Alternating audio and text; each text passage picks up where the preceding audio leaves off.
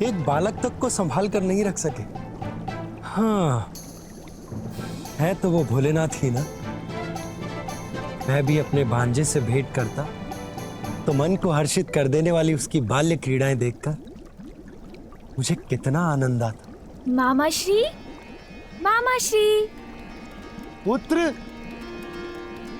कहां से पुकार रहे हो तुम? मामा श्री, मैं तो यहाँ हूँ, यहाँ देखिए ना।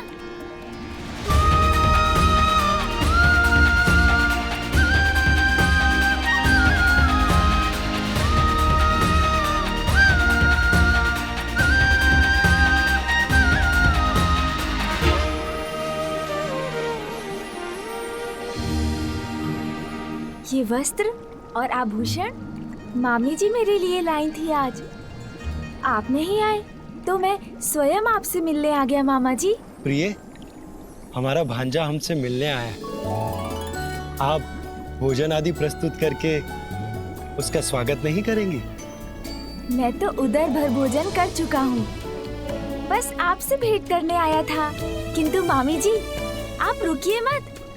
यदि आपकी इच्छा है मुझे भोजन कराने की तो आपको निराश नहीं करूँगा मैं। कुछ स्वादिष्ट फल ले ही आइए, भूख तो नहीं है मुझे, किंतु आपके और मामा जी के स्नेह को कैसे अस्वीकार करूं?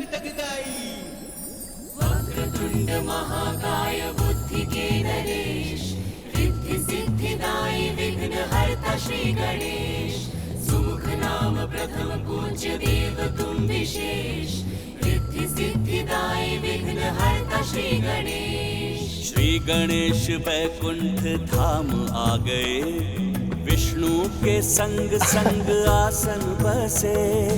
सुस्वादु फल लक्ष्मी माता ला रही, पार्वती सुत की क्षुधा बुझा रही।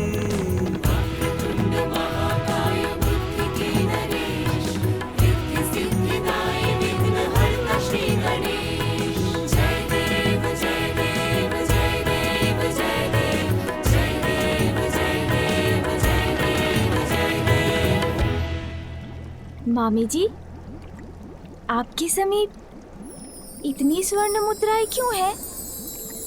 वो इसलिए पुत्र कि जो भी भक्त अपने भक्ति भाव से मुझे प्रसन्न करते हैं, मैं उन्हें सभी सुख, साधन और समृद्धि प्रदान कर सुख संपन्न बनाती हूँ। हाँ पुत्र, अपने भक्तों को धन धान्य से परिपूर्ण करती है तुम्हारी मामी।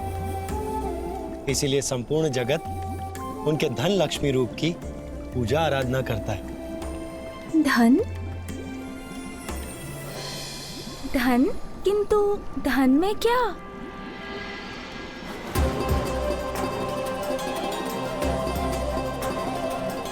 पुत्र, ये प्रथम अवसर है कि तुम हमारे अर्थात अपने मामा मामी के निवास स्थान पर आए हो, इसलिए उपहार स्वरूप तुम्हें जो भी आभूषण पसंद हो ले लो।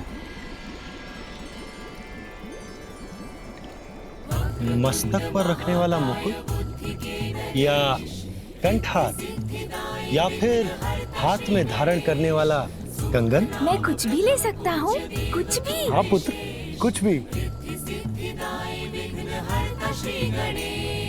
निर्विवाद बुद्धि चातुर्य के नरेश, आज प्रमाणित भी किए पुत्र महेश। उपहार में मांगी श्री हरि से श्री, चतुर्विनायक समान कोई भी नहीं।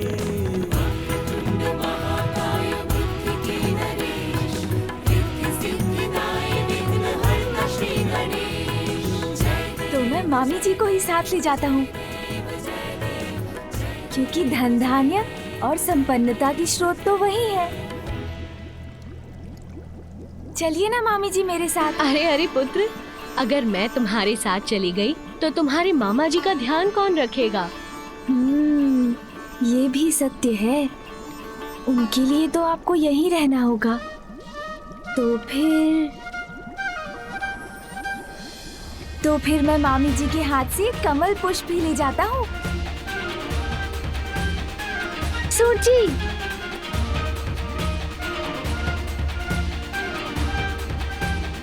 हाँ अब ठीक है।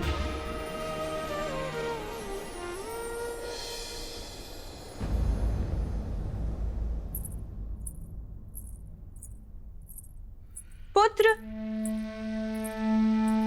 अरे कहाँ गया?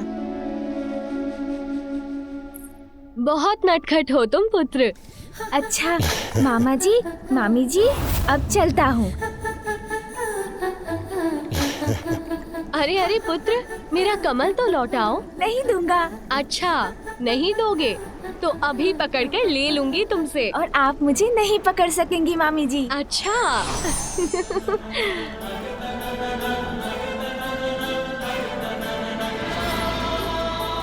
मामी जी मैं यहाँ हूँ।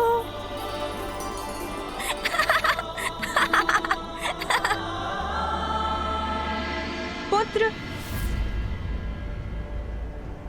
पुत्र, अरे कहाँ चला गया? पुत्र कहाँ हो तुम? मामी जी इधर। पुत्र कहीं दिखाई नहीं दे रहा, कहाँ चला गया? माता, माता कोई चिंता की बात है क्या? नंदी, मैं रसोई गृह में थी और कुछ समय से ना तो मैंने अपने पुत्र को देखा है ना उसके स्वर को सुना है। यहाँ आकर उसे ढूंढा किंतु यहाँ तो उसका कोई चिन्ह भी नहीं है। माता आप तनिक भी चिंता न करें, वो यहीं कहीं होंगे, मैं उन्हें देखता हूँ। पुत्र कहाँ हो तुम? पुत्र, पुत्र। माँ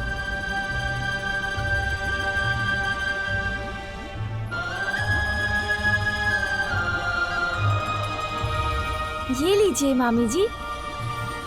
अब तो मुझे जाना होगा, माँ जो बुला रही है। मामा जी आपके यहाँ आकर मुझे बहुत आनंद आया, उसके लिए आप दोनों को कोटि कोटि धन्यवाद।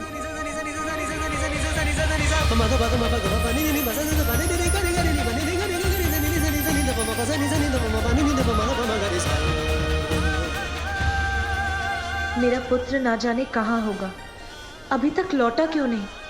पार्वती का पुत्र तो बहुत नटखट है स्वामी, थका दिया मुझे। बालक तो नटखट ही होते हैं प्रिय, किंतु हमें उन्हें बहलाना आना चाहिए। अब आपने तो देखा ही है किस प्रकार पार्वती नंदन मेरे समीप नम्रता और शांति पूर्वक बैठा था। इस तरह से संभाला जाता है बालकों को। देवी लक्ष्मी, ये भी एक कला है।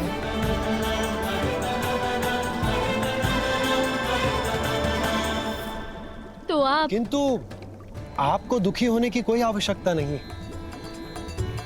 बालकों को संभालना अत्यंत ही कठिन कार्य है, सब नहीं संभाल पाते उन्हें।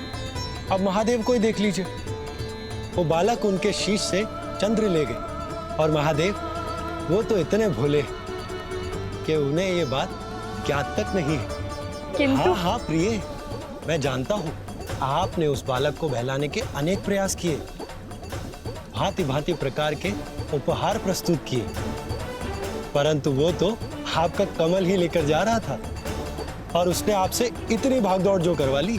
स्वामी, आप तो बालकों का ध्यान रखने में उतने ही कुशल हैं जितना असुरों का नाश करने में। तो मेरी एक जिज्ञासा शांत करेंगे? हाँ हाँ प्रिय, जो पूछना है निसंकोच होकर पूछिए। देखिए, पार्वती पुत्र ने सर्वप्रथम महादेव के मस्तक से चंद्र उठाया, फिर मेरा कमल, किंतु आपका शंख नहीं दिखाई दे रहा स्वामी। कहाँ गया आपका शंख? अब शंख लेने मुझे ही कैलाश जाना।